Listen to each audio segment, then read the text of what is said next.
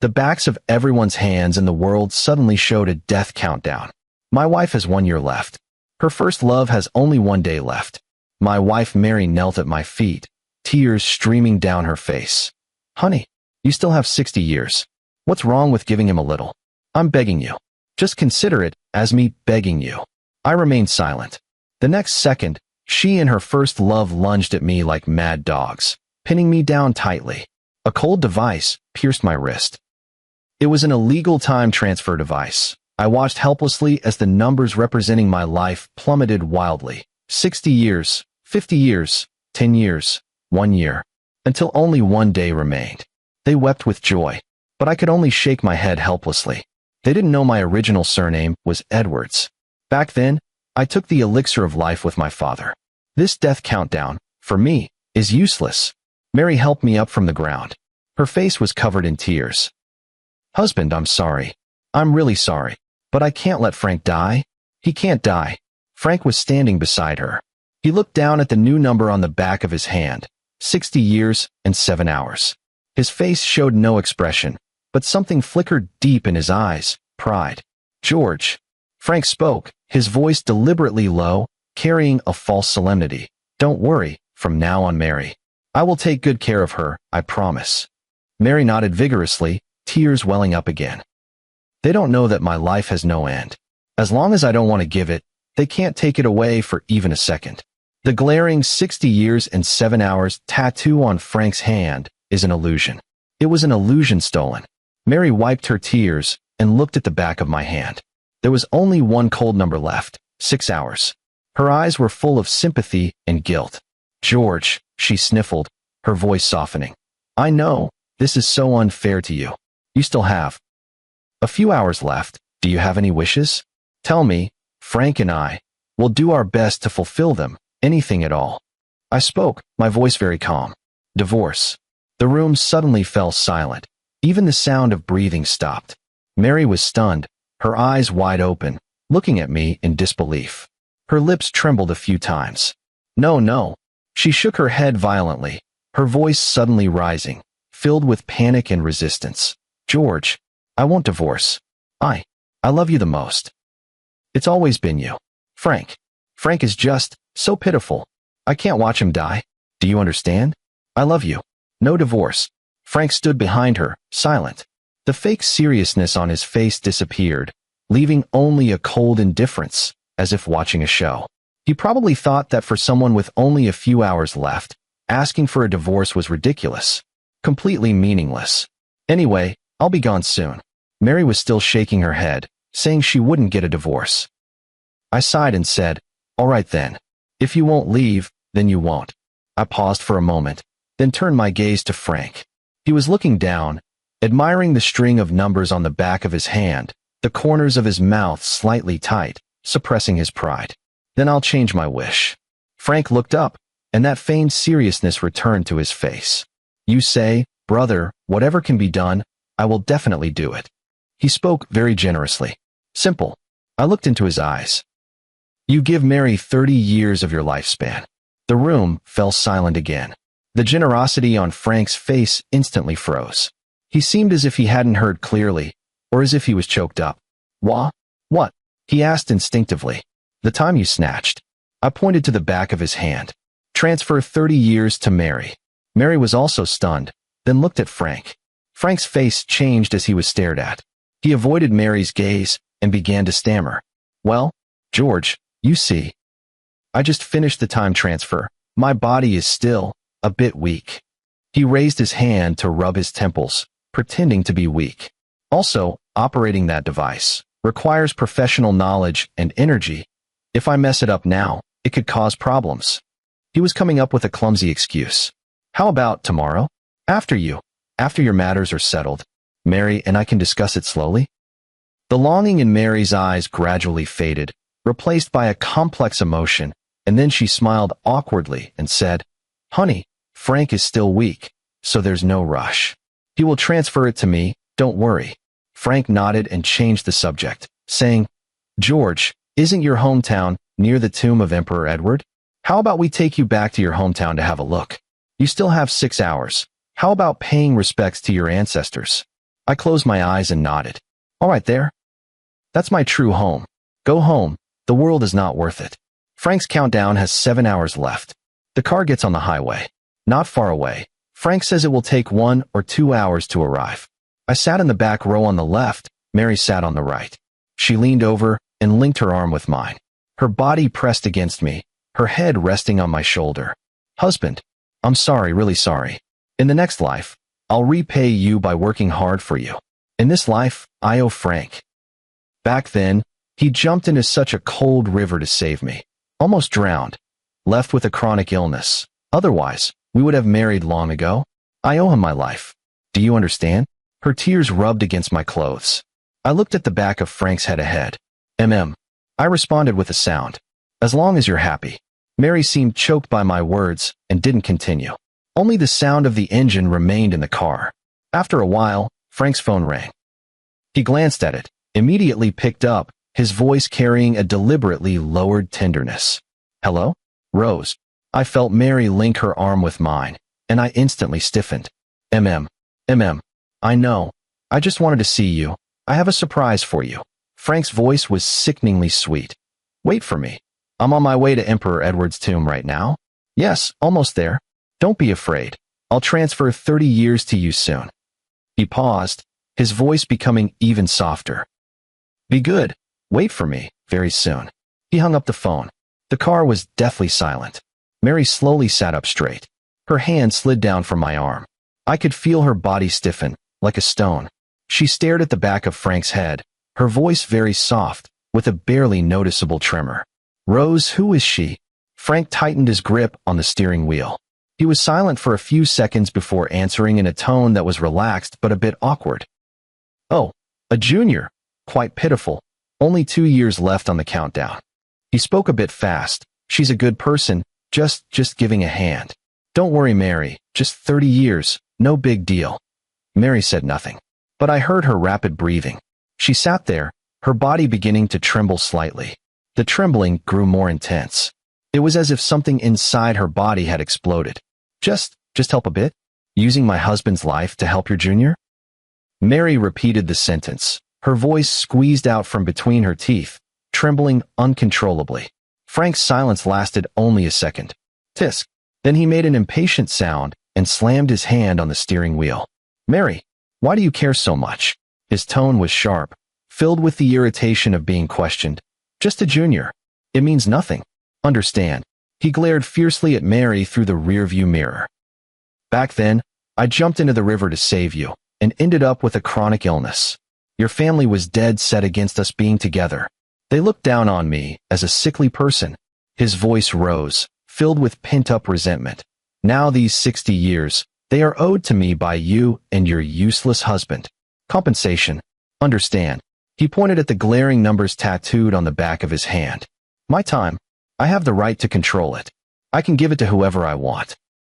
It's none of your business to boss me around. Mary's body trembled violently, as if she had been whipped. The color drained from her face. Her lips trembled, and finally, she lowered her head. I understand.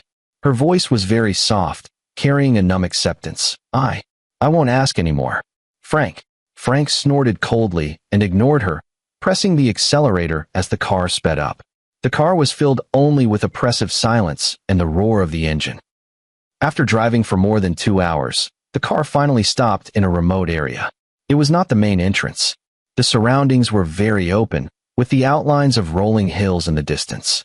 Get out of the car. Frank's tone was harsh. We got out of the car. The air was dry, carrying the scent of dust. I stood still, my gaze fixed on an inconspicuous gentle slope. Mary noticed my pause. George. Her voice was hoarse, tinged with caution. What's wrong? Not feeling well. I shook my head, looking at the gentle slope. Nothing. Remember playing here as a kid. There used to be bronze cranes here, lifelike and vivid. Oh. Frank locked the car and walked over, just in time to hear it. A blatant sneer immediately appearing on his face. Childhood? Huh. George, have you really been so spaced out that you forgot your own time? He exaggeratedly pointed to the desolate surroundings. This dump? Played here as a kid? I think you're just having a last flash of clarity before going crazy. Your brain's all muddled. He walked up to me, looking me up and down with a contemptuous gaze. Bronze crane? Do you think this is the Edward Emperor's palace from over 2,000 years ago? Have you gone crazy reading tomb-raiding novels? Or are you babbling nonsense because you're about to die? Mary stood to the side, her face pale, her eyes full of confusion and a hint of pity. She thought Frank was right. Maybe I was having some kind of mental problem. I had no reaction. Frank's laughter was like a breeze to me. He took out his phone. Hello? Rose. His voice instantly became gentle again. We've arrived. You want the exact location? Okay. I got it. I'll come find you with time right away. Wait for me. He hung up the phone and waved at us impatiently. Let's go? Rose sent the location. Up ahead. Hurry up. Don't dawdle. He took the lead and strode forward. Mary hesitated for a moment, then followed. I walked at the back. Frank was in front, walking while incessantly mocking. I'm telling you, George, you've lived a truly pathetic life. Your wife ran off with someone else, your time was drained dry, and now, on your deathbed, you have to rely on your rival's charity to bring you to this godforsaken place to pay respects to your ancestors? Huh. If your ancestors had any spirit in heaven, they'd be so furious their coffin lids would burst open. He turned around, smiling maliciously. But it's almost over. In just a few hours, you'll be completely free. You worthless piece of trash. Mary trembled slightly as she listened to these harsh words. She wanted to speak up to stop Frank several times, but seeing his sullen face, she didn't dare. She slowed her pace and caught up to me. Husband, I'm sorry, really sorry. Frank isn't that kind of person. He was just frustrated inside. That's why he said those awful things. Please don't be mad at him. She looked at my calm face, tears streaming down again. I still have 1 year.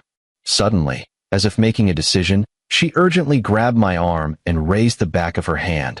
I'll transfer you half a year. No, half a year isn't enough. I'll give you 10 months.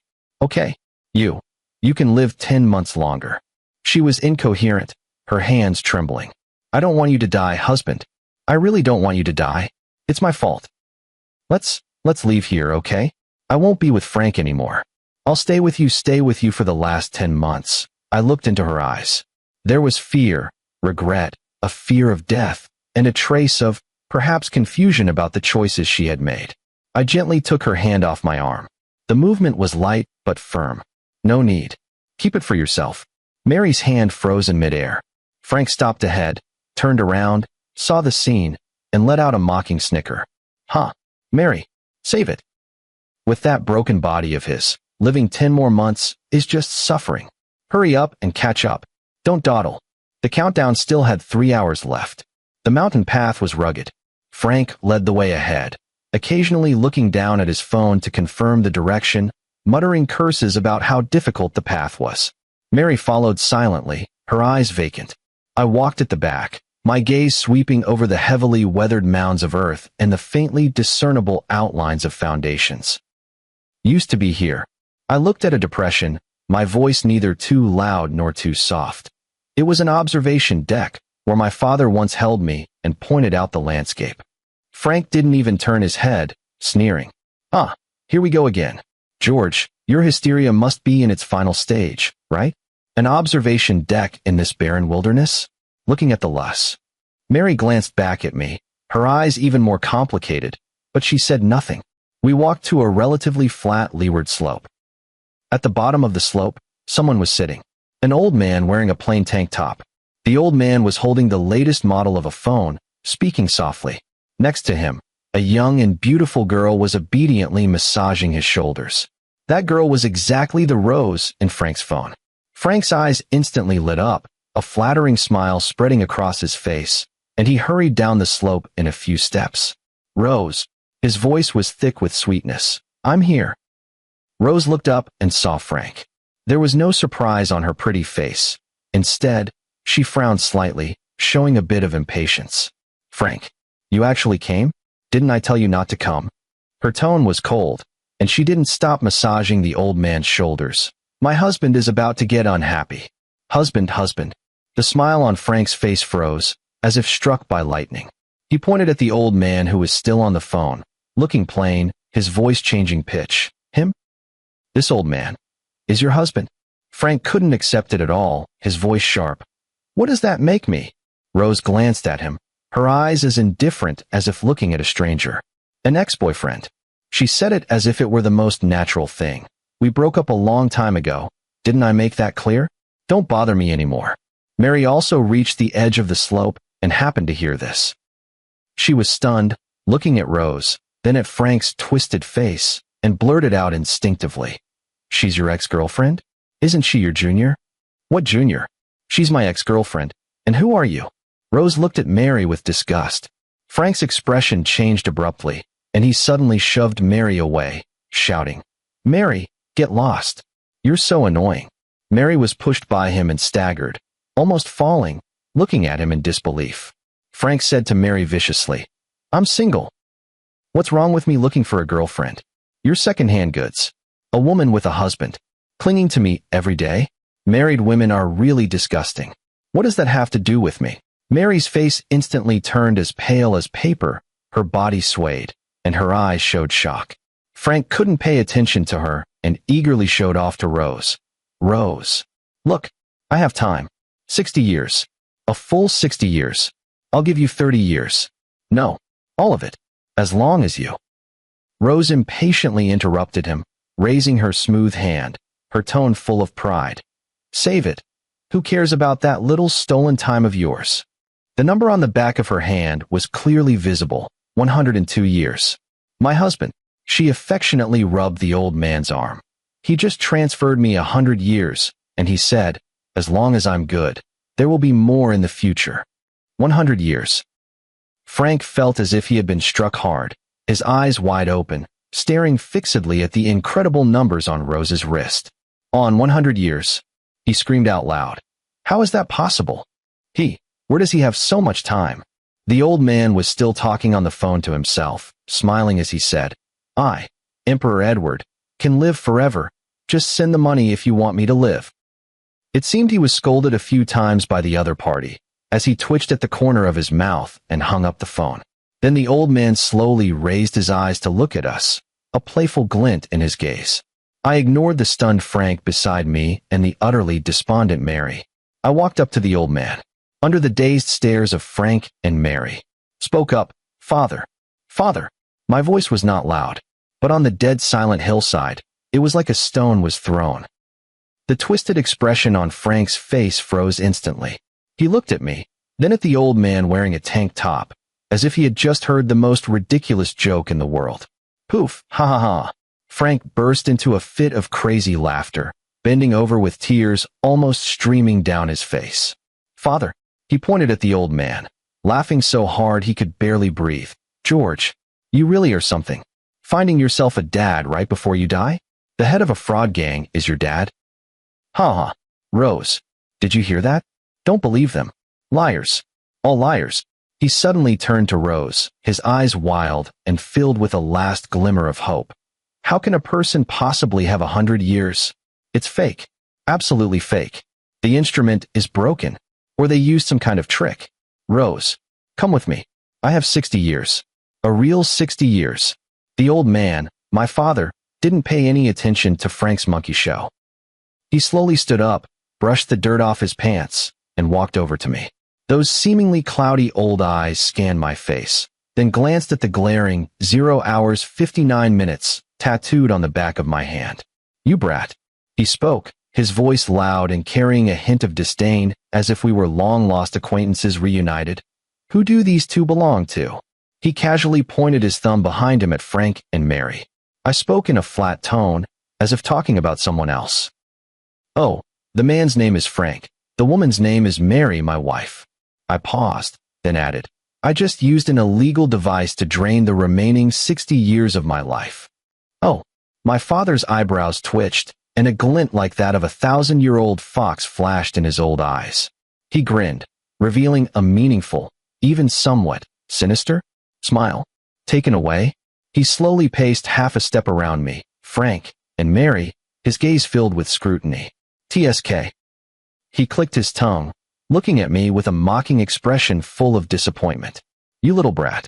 He chuckled softly, his voice not loud, but very clear. Playing the fool outside again, huh? I shrugged, not denying it. To save trouble. Frank's laughter abruptly stopped. He couldn't understand our conversation and only felt that this pair of con-man father and son were playing tricks. Nonsense. What pretending to be a pig to eat the tiger? Frank pointed at the back of my hand, his hand trembling. Old bastard. Look closely. Your son. He only has less than an hour left. 1 hour. Understand? He's about to kick the bucket. His face wore a kind of crazed pride and cruelty. Still taking away his time? That's what he owes me. Trash deserves a trash's fate. And you, old liar. Pretty convincing act, huh? Emperor Edward. Immortal. I spit on that. Playing tricks and pretending. Mary slumped to the ground, her face ashen, her eyes staring blankly at us. Frank's words just now tore apart the last shred of hope she had, like a knife. She now looked like a broken puppet. My father finally looked Frank in the eye. His gaze was like looking at a wild dog barking wildly at his feet, filled with unabashed contempt. TCH, so noisy. He dug into his ear, as if polluted by the noise. Then, he looked at Frank with an extremely indifferent tone. This countdown? He pointed to the back of his hand, then to mine. It's useless to us. He paused, as if stating a fact that was nothing out of the ordinary. Fake. Fake. Frank screamed like a cat whose tail had been stepped on. Nonsense. The whole world is the same. Why are you the only fake ones? My father snorted, too lazy to waste words on him. Why should I? He looked at Frank as if he were an idiot. Because my last name is Edwards. Edwards of Emperor Edward. He pointed to the land beneath his feet. Just this place alone, over 2,000 years ago, was my home. Just because of that furnace of the elixir of immortality back then, I personally refined it. His voice was not loud, but it carried a weight that transcended time. I'll live as long as I want. He looked disdainfully at the glaring 60 years, 1 hour, and 50 minutes tattooed on Frank's hand. Relying on stealing? Relying on robbing? And what you robbed is just a fake thing. Idiot. These two words hit Frank's face like an ice pick. Frank's face instantly turned the color of pig's liver, his whole body trembling. I don't believe it. I don't believe it. He screamed hysterically. Liars. All liars. You're just stalling for time. Just wait. Wait. He suddenly pointed at the countdown on the back of my hand. Those cold numbers were mercilessly ticking down, second by second. 00:45:32. 00:45:31. Less than an hour left. Frank's eyes were bloodshot, like a gambler staring at the last die. His face twisted as he roared. Wait. All of you wait. Let's see if he dies or not. He stared intently at my wrist, as if trying to burn the numbers into his vision. I want to see. He's dead. How are you still going to pretend and play tricks? Rose had long since hidden behind my father, looking at Frank's crazed expression with nothing but disgust in her eyes. Mary curled up on the ground, hugging herself tightly, her eyes hollowly staring at the floor like a soulless shell. Time, flowing in a strange and tense silence. Only Frank's heavy breathing and the faint ticking of the countdown on the back of my hand. Tick-tock, tick-tock. 00:05:00. 00:04:59. Frank's breathing grew more and more rapid, his eyes wide open as if they were about to burst, his fists clenched tightly, his nails digging into his palms. 00:01:00. Ha ha ha ha. He let out a nervous low laugh, staring fixedly at my face. Soon, soon. 00:00:30. 00:00:10. 00:00:05. 00:00:01. 00:00:00. The numbers on the back of my hand flickered one last time. Then, they disappeared, clean and clear. Nothing was left behind, as if it had never appeared. I stood still, moved my wrist a little. Completely intact. Not a single hair fell out. The sinister smile on Frank's face, in that instant, was like an ice sculpture collapsing with a crash. Completely frozen. Then shattered. No, impossible. His lips trembled as he uttered words like a sleepwalker. His eyes were wide open, almost bulging out of their sockets, staring fixedly at the smooth back of my hand. There, nothing at all. Fake. An illusion. It must be an illusion. He rushed over suddenly, grabbing my wrist roughly, turning it over and over to look. Smooth. No trace of any numbers. Instrument. Yes. Illegal instrument. There must be a problem. The time transfer went wrong. Your time card is gone. He babbled incoherently, desperately making excuses for himself, unwilling to accept the reality before him. Where's my time? I still have 60 years left. He hurriedly looked down at the back of his hand. The stolen 60 years and 59 minutes, now clearly displayed. 59 minutes. That's not right. I still have 60 years. How come only 59 minutes are left? He let go of my hand, stepped back as if burned, pointed at me, his voice hoarse and desperate to the extreme, filled with an incomprehensible breakdown. Mary also lifted her head. In her hollow eyes, my intact figure was reflected. That gaze was first confused, then slowly focused, and finally turned into overwhelming despair and regret. Her body trembled violently, and from her throat came a choked, dying little beast-like whimper. She understood, completely understood. She abandoned the true immortal. She chose a piece of trash who stole false time, who would soon have only one day left, and who mercilessly trampled on her dignity. She personally pushed her husband away, toward the edge of the eternal abyss, only to find that the abyss did not exist at all. A huge sense of absurdity and devastating regret instantly overwhelmed her. She collapsed to the ground, too weak even to cry. My father impatiently scratched his ear. All this noise, isn't it annoying? My son and I both have eternal life. I give time to whoever I want. Without our permission, no one can take it away. He didn't even look at the devastated Frank and the paralyzed Mary. He walked over and threw his arm around my shoulders. The gesture was intimate yet casual. There was no trace of the son surviving a disaster excitement on his old face. Instead, there was a hint of displeasure. You little brat. He patted my back hard, with considerable force. Over 100 years. A whole 100 years. You haven't come back to see your father even once. He glared at me like an ordinary old man complaining that his child didn't come home. Do you know how lonely I am all by myself? He slapped me, making me stagger forward a bit. I lifted my head expressionlessly, looking at his flushed old face, and rose behind him, obediently massaging his shoulders. I rolled my eyes massively. The voice was not loud, but it clearly reached everyone's ears. Father, there are hundreds of women lined up in your palace waiting to serve you. Lonely my ass. Frank's eyes were about to pop out of their sockets. He looked at my smooth wrist, then at my father's ruddy old face, and finally fixed his gaze on the glaring 102 years tattooed on Rose's hand. The muscles in his face twitched wildly, as if there were bugs crawling inside. Fake. It's all fake. A trick of the eye? High-tech deception. He suddenly pointed at Rose, spitting and shouting fiercely. Rose, you're in cahoots with this old con artist. You two set me up together. Isn't that right? Rose recoiled behind my father as if she had been touched by something filthy, looking disgusted. My father didn't even bother to pay attention to Frank's madness. He leisurely moved his wrist, as if preparing to loosen his muscles. Then, facing the inconspicuous gentle slope where we had just been standing, he smiled warmly and lightly clapped his hands. Clap, clap. Two sharp cracks echoed particularly clearly on the empty hillside. Dead silence. Nothing happened.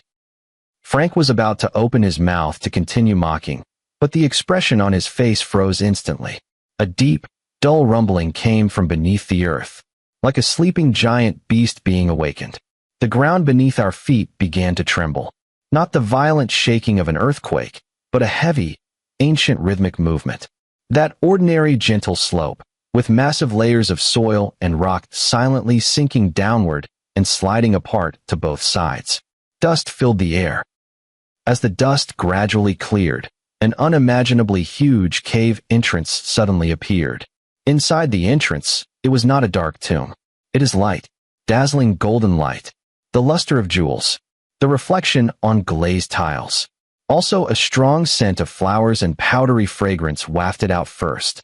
Frank, Mary, and Rose all seemed nailed to the spot, their mouths open wide enough to fit a duck egg, their eyes bulging as if about to pop. Deep inside the cave entrance was a corridor wide enough for horse racing.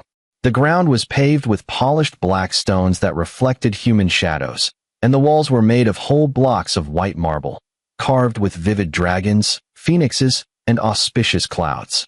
Every few steps, in the huge bronze lamps, arm-thick lamp oil burned, illuminating the entire space. But this was not the most shocking thing. The most shocking thing was the people. Countless women dressed in various thin silk palace dresses, adorned extravagantly, were drifting out from the depths of the corridor, truly drifting, with light silk fluttering. Dozens, hundreds, young women, plump and slender, their scent of powder and perfume instantly thick and overwhelming. They giggled and played, like a swarm of startled, colorful butterflies, crowding around the cave entrance, curiously eyeing the few disheveled people outside. "Your Majesty, you're back." The sounds of orioles and swallows rose and fell in succession. "Your Majesty, who are these ladies?"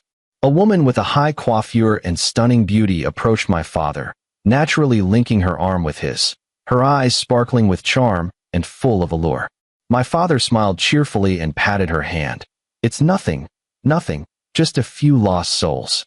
I watched him thrive in this sea of makeup, expressionless, and said, "Father, you're having such a good time, yet you're still fooling people under the guise of Edward the Great. Send money." The smile on my father's face froze for a moment. Then he shrugged helplessly and said to me, "Ah, son, you don't know the value of firewood and rice until you run the household." He pointed to the dense crowd of beautiful women behind him, which was still growing. "Look, just look, hundreds, even thousands of mouths to feed. They want to wear beautiful clothes. They want to buy the latest blush and powder, and they want to watch short videos and buy traffic." He sighed deeply, his face full of the weariness of life is hard. "Do you think it's easy for your father? How can I raise them without money? I can't just let them starve, can I? It's not easy for your father either. I want to casually sell a gold brick, but then I'd easily get invited for a chat." Frank collapsed to the ground with a thud. It felt like all the bones in his body had been pulled out. He looked at the magnificent golden underground palace entrance before him, at the group of stunning women who seemed to have stepped out of a historical painting, and at their natural intimacy and reverence toward my father. His last shred of the "this is a scam" illusion was shattered to pieces. The overwhelming fear completely engulfed him. "Edward, Edward, your Majesty, your Majesty." Frank scrambled desperately, using both hands and feet, like a dog that had lost its home, crawling to my father's feet and frantically kowtowing. His forehead slammed heavily onto the hard earth, producing dull thud sounds. I was blind. I had no eyes. "I offended your Majesty. I offended His Royal Highness the Prince." He wailed, snot and tears smearing his face. "Spare me. Your Majesty, spare me. Your Highness the Prince, spare me." He suddenly lifted his head, his face full of fear, covered in dirt and blood, hideous and pitiful. "Time. Give me some time. I beg you. Your Majesty. Your Highness the Prince. I don't want to die." He reached out his dirty hand, trying to grab my father's pant leg, but dared not actually touch it. "Your Majesty, may you live forever. This little time for you is just a snap of the fingers. I beg you. Grant me 10 years. No, 5 years. Even 1 year is fine, Your Majesty. I beg you." The voice was piercing and desperate, echoing across the hillside. My father rubbed his ear, as if he had heard an extremely noisy racket. He didn't even look at Frank, who was kowtowing like a pestle pounding garlic. His gaze passed over him and landed on me, filled with inquiry. I shrugged. "Cut it out, Frank." I spoke, my voice calm. "How much time do you have left?" Frank's kowtow abruptly stopped. He looked down at his wrist in horror. The stolen numbers were flashing wildly. 40 minutes. No, I don't want to die." He screamed in terror, wildly slapping at the numbers, as if trying to press the passing time back. The fear on Frank's face was instantly replaced by another kind of madness. He suddenly sprang up from the ground. "Not giving me time, huh? I'm going to report you." He pointed at us, screaming hysterically. "The government won't let you off. Just wait. I'm calling the police. You're all going to die." He turned around, like a headless fly, stumbling and wildly running in the direction away from the entrance of the underground palace. One of his shoes even flew off. Mary slumped to the ground, staring blankly at his fleeing back, her face expressionless. It was as if she had completely given up. My father sneered and asked slowly, "Son, just how big is this place again?" I obediently looked up at this vast and desolate imperial tomb area. "Father, back then you built the entrance to the underground palace quite off to the side to prevent the remnants of the Six Kingdoms from tomb raiding. The nearest police station is in the town 20 kilometers away." I watched Frank's disheveled figure, which had already become a small black on the distant Luss Hill. There's still more than 30 minutes left. My voice wasn't loud, but it was clearly heard. "Frank." I raised my volume a bit. "Run until your two legs break." "How many kilometers can you run?" The small black dot sprinting in the distance suddenly stumbled and almost fell. He stopped, like a puppet with the pause button pressed. Standing on that vast barren hillside, he looked small and ridiculous. He turned around stiffly and extremely slowly, too far away to see the expression clearly, but one could feel a great despair enveloping him. A few seconds of freezing. Suddenly, that little black dot moved again, not running forward, but towards our side, rolling and crawling, using both hands and feet, like a dog with a broken spine. He fell and got up again, covered in dirt, frantically lunging back to the hole. This time he didn't lunge at my father, but directly fell at my feet. "Your Highness the Prince. Master Edwards. Ancestor Edwards. George." He clung to my leg, crying his heart out, utterly shameless. "I was wrong. I really know I was wrong. It's all her. That bitch Mary." He suddenly lifted his head, his bloodshot eyes full of frantic blame, pointing at Mary slumped beside him. "She seduced me. She said she always loved me the most. She begged me. She told me you're a loser. She begged me to take your time. It's all her fault, Master Edwards. If you want to blame someone, blame her. She's the real culprit." He spoke rapidly, spitting as he talked. "She deserves to die. She has it coming. Master Edwards, give me some time. Let me kill her for you. I promise to make her death humiliating. Please, for the sake of me getting rid of that bitch for you, just give me some time." Mary's body trembled violently. She lifted her head, looking at the man who once made her give everything and abandon everything. Watching him now bite her like a mad dog, just begging for a little time to live. The last bit of light in her eyes went out, hollow like two dry wells. The corner of his mouth even twitched slightly, as if smiling, yet also as if crying. Frank was still at my feet, writhing and begging like a maggot. "Master Edwards, please, just one day, only one day. Let me live one more day. I'll do whatever you want. Kill Mary. I'll go kill her." On the back of his hand, the bright red numbers were still flashing and ticking away wildly. 20 minutes. The cold countdown precisely tolls his death knell. Frank grabbed Mary's arm again. "Hurry the hell up and beg him." Frank's eyes bulged, and spit sprayed onto Mary's face. "You said he loves you the most, didn't you? Speak. Make him give me time. Hurry."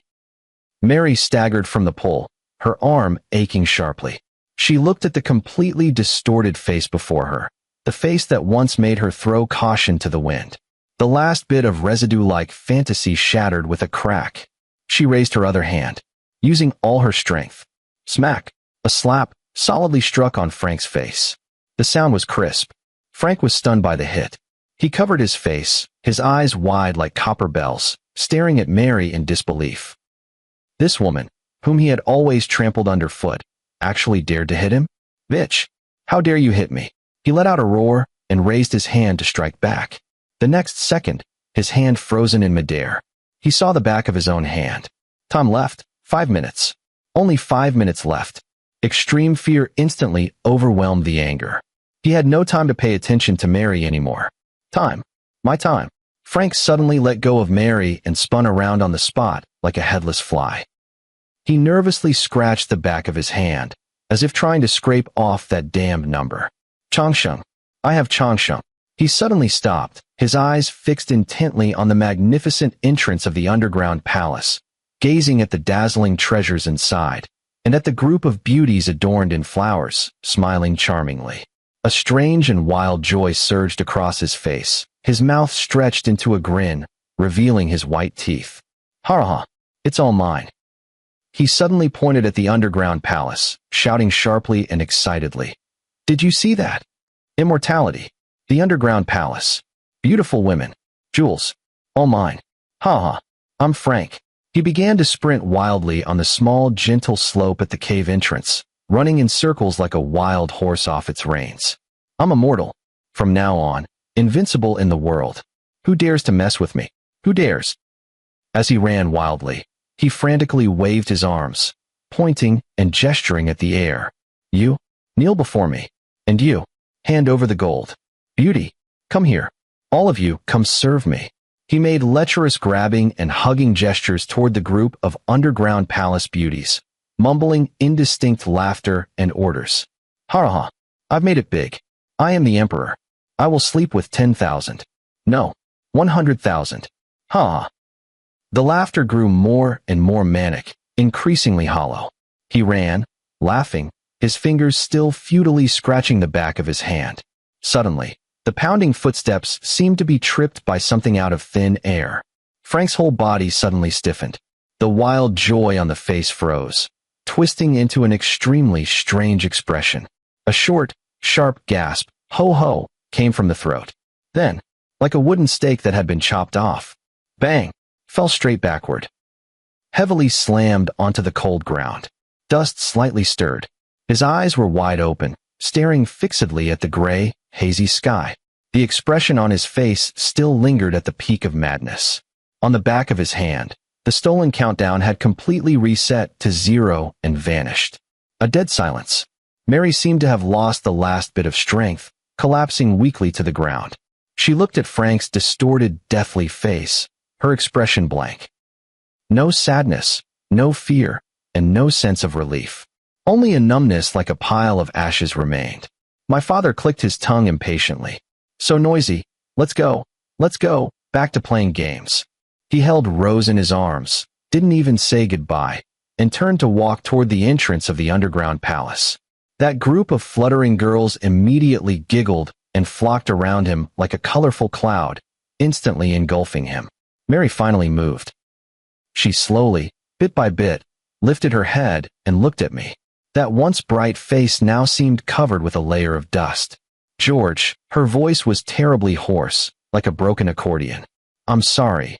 Her lips trembled, and tears finally welled up, falling to the ground in big drops. Really, I'm sorry. She didn't defend herself, didn't beg, nor did she say anything like forgive me. She just kept repeating, I'm sorry, staring at me with hollow eyes. Shameless. I'm begging you to forgive me. She lowered her head, her shoulders shaking violently. I'm not worthy. The sobbing was intermittent. But she choked back tears, as if using her last bit of strength, uttering that absurd sentence. My greatest love has always been you, humph. I laughed out loud. The sound was cold, filled with unabashed sarcasm. Love me the most. I took a step forward, looking down at her disheveled face from above. A married woman, colluding with her lover, draining her own husband's life. Is this what you call loving me? What you love is nothing but the idea that I have no more use, and you want to squeeze out the last bit of juice to fill that so-called white moonlight, bottomless pit of yours. Save it, Mary. The so-called root illness Frank supposedly saved you from back then. I sneered. Do you really think I can't find out? It was just a farce where he slipped and fell into the water himself, and you jumped in, becoming his lifeline and almost drowning because of it. Your parents despise him for being useless, and they're not wrong. You pin your little foolish regrets and resentments on me, treating me like a sacrificial lamb for atonement. You call this love? Who are you trying to fool? Mary's body trembled like a leaf in the wind, her head bowed even lower, her sobs stifled. As for me, I paused, my tone so calm it was as if I were talking about someone else. Do you think I love you? Do you think this heart of mine, which has lived for over 2,000 years, would still stir over such trivial love? Do you think I would give even a shred of true feeling to a partner who can be replaced at any time? Wake up. Bored, just looking for company, just playing around. Marrying you is like finding a pet that looks pleasing to the eye to pass the time. When it gets too long, you have to find some fun. Watching you two act it out is actually quite interesting. But now, I shrugged. The game is over. Mary suddenly lifted her head, her face drained of color, as pale as paper. She looked at me, the last faint glimmer in her eyes completely extinguished. Only boundless, hollow despair remained. She opened her mouth, as if wanting to say something, but in the end, not a single word came out. The immense humiliation and devastating truth completely crushed her soul. She was like an empty shell, collapsing there. I didn't look at her again. I turned and went back into the palace. Behind me came her suppressed sobs, like a dying little beast. A year later, Mary died in the underground palace. When he died, he was so thin that he was deformed, and his hand was tightly clutching a cheap wedding ring. I walked out of the underground palace entrance that had been silent for more than 2,000 years. The sunlight outside was just right, a bit dazzling. I squinted, took out the latest model phone, the screen shining brightly and dazzling. Randomly picked a number. Dialed it. The call was quickly answered, and an impatient middle-aged male voice came from the other end. Hello? Who is it? Cleared my throat. My voice instantly became deep and mysterious, carrying an unquestionable ancient authority. Listen, I, the son of Emperor Edward. Immortality, really. Wanna live. Send money. There was a 2-second dead silence on the other end of the phone. Then an ear-splitting roar erupted, piercing through the receiver. Fuck your grandpa? Another scammer. Son of Emperor Edward? Why the hell don't you say you're the Jade Emperor? Crazy. Get lost. Beep, beep, beep.